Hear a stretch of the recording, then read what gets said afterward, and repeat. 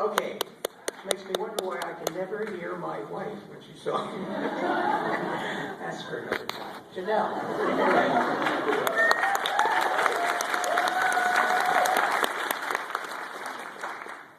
When I was 23, I ended a 3-year relationship and moved into my car.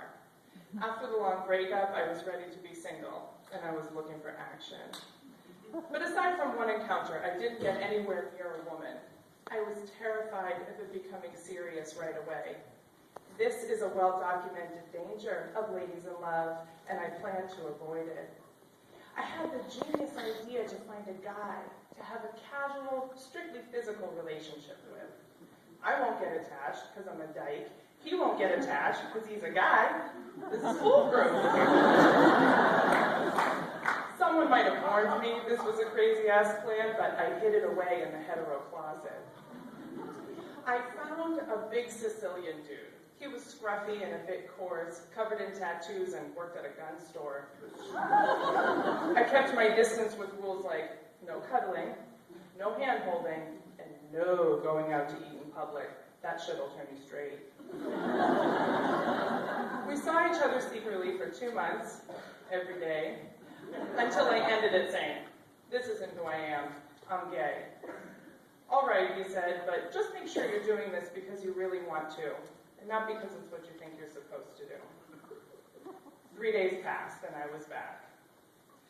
Now that it was all out in the open, I just got weirder. This was no longer some bizarre sexual experiment. I was in love, and everyone knew. I didn't have a lot of experience with this type of relationship. I didn't know my role.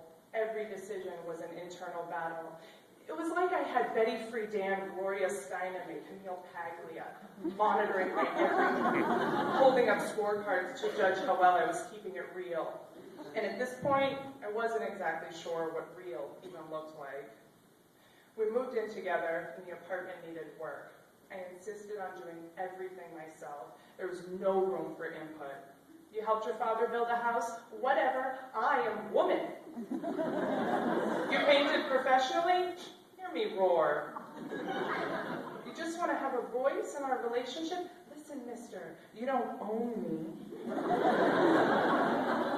One day when I was painting the bedroom and shouting, "Don't touch it, I'll fix the sink when I'm done," my big Sicilian boyfriend walked in and said, "We need to talk."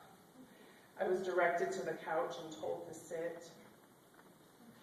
My partner, against all odds, looked at me in the eyes and said, "I knew who you were when I met you.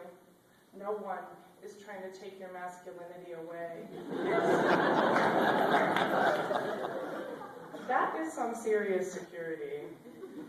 I was ashamed and embarrassed, but those feelings were eclipsed by the realization that I'd found someone who truly saw me, and I didn't care what kind of body this person came in. I was keeping the whole package. Shortly after that incident, I discovered we'd made a baby, something else I wasn't used to happening. In a matter of months, I went from being a carefree, single, car-living lesbian to a married to a man stay-at-home mom in the suburbs. New family life is difficult even for people who see it coming. This new unforeseen adventure was just as identity-shaking for me as the first, but I found the right person to navigate it with. A fearless father, capable of raising daughters, as strong and as masculine as their mother.